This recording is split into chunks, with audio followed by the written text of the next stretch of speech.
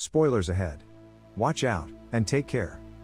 The movie begins in the bustling corridors of the San Francisco FBI headquarters. Two detectives, Connor and Matthew, use their badges to gain unauthorized access to a high-security room. Their mission? To steal data from a restricted computer system. Their objective is unusual. They are searching for a specific bone marrow match. After a tense search, they find a match in the most unexpected place, a hardened criminal named McCabe. McCabe is not just any criminal. His rap sheet includes murder, manslaughter, and assault.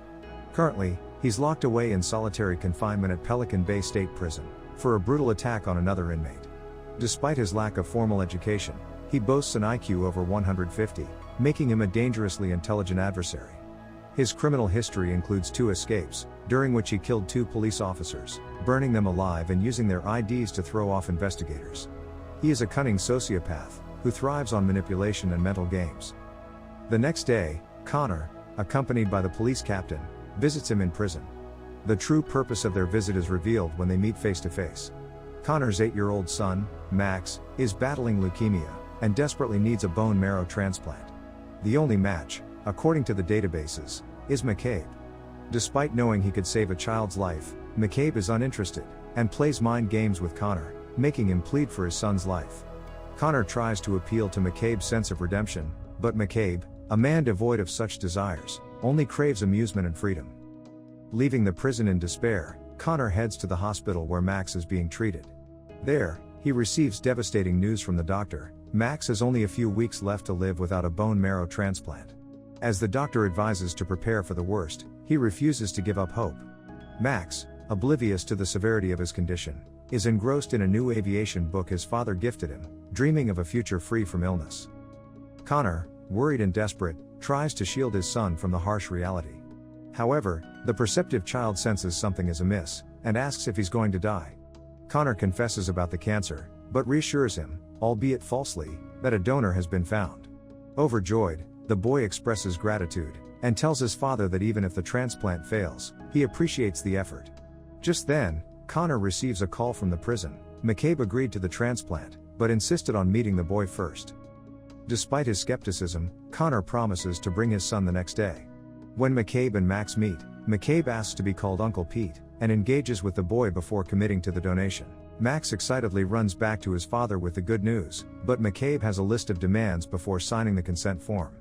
He wants out of solitary confinement, permission to socialize with other inmates, his smoking privileges restored, and access to the prison library, which includes a computer with internet access. Initially, the prison warden refuses to grant these demands, but Connor, determined to save his son, pulls some strings and secures the agreement.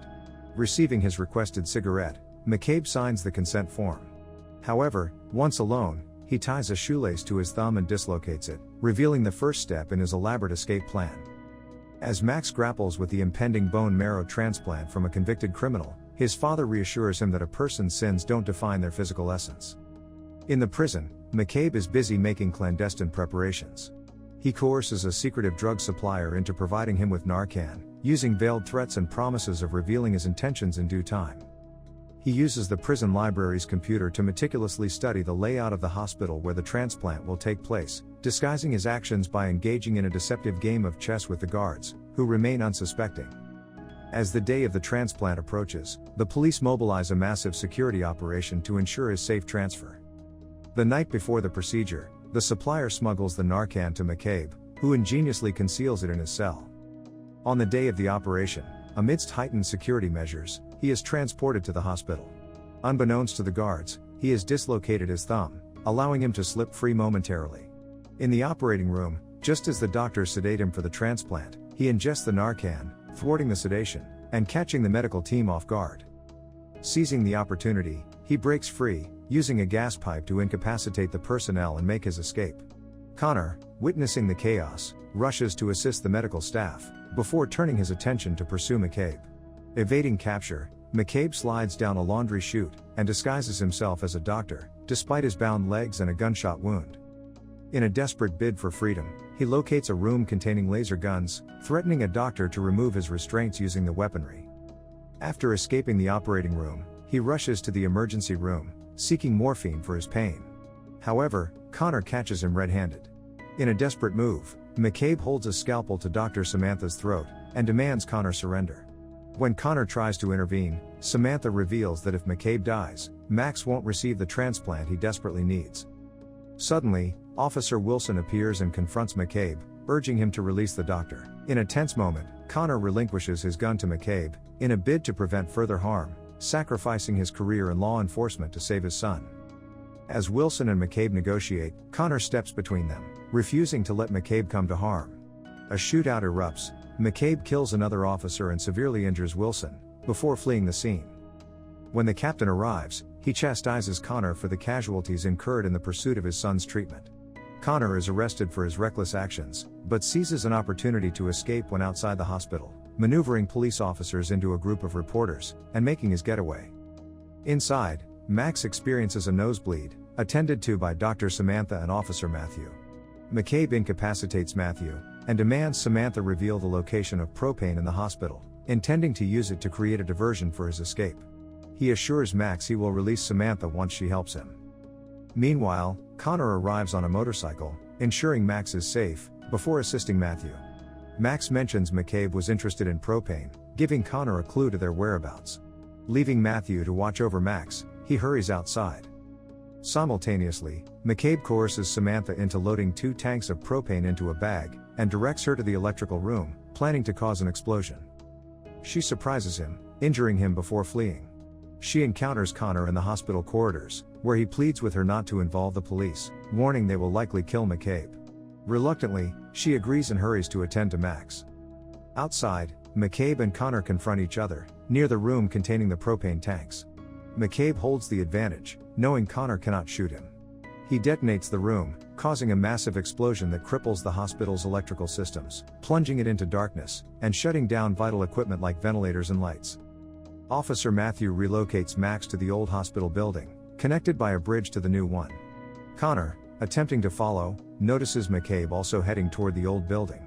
As he crosses the bridge, police below open fire on McCabe, but Connor intervenes, shooting out the light they were using to target. With the SWAT team now inside the hospital, McCabe faces imminent capture, or worse. He seizes the team leader as a hostage, gaining control of the hospital's command center, and initiating a lockdown, sealing all doors. Meanwhile, Samantha learns of Max's urgent need for medical attention in the old building.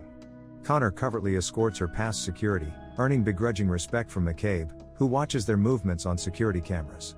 Despite this, he initially refuses to let them inside. Through negotiation, Connor convinces him to allow Samantha to treat Max, promising to support McCabe's cause. After being allowed inside, Connor and Samantha rush to check on Max, while McCabe moves forward with his calculated plan. He takes hostages to the roof, intending to distract the police team stationed on the bridge between the buildings. Nearby, McCabe has placed a propane tank strategically, to cause maximum damage when detonated. However, Connor discerns his intentions, and intervenes, triggering the explosion at a moment when the officers are not on the bridge, thus saving their lives. Now confined within the building, Matthew, Max and Samantha are secured in a locked room, while outside tensions escalate between McCabe and Connor. McCabe threatens Connor's life, escalating the already intense situation. In a daring move, Max opens the door to protect his father, inadvertently becoming a hostage himself.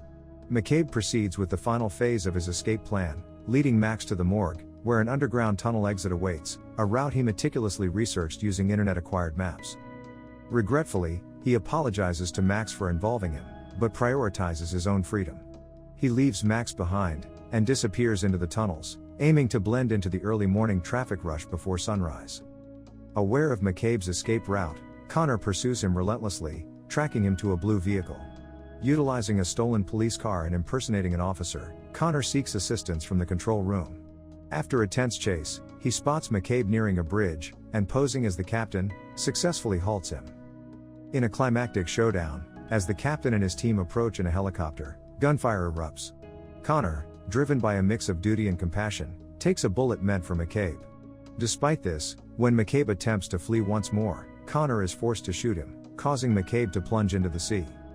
Summoning his last reserves of strength, Connor rescues McCabe, bringing him back to the hospital. Finally, the long-awaited transplant proceeds, and Max awakens to find his relieved and grateful father by his side. Meanwhile, McCabe recuperates in a secure ward, expressing concern for Max's well-being to the guard. The guard realizes his gun is missing. McCabe, still resourceful and determined, holds him at bay, and asks ominously, "What kind of car do you have?" The end. Thank you for watching. Subscribe if you'd like to see more videos like this. Turn on the notifications, and leave a like to help the channel out.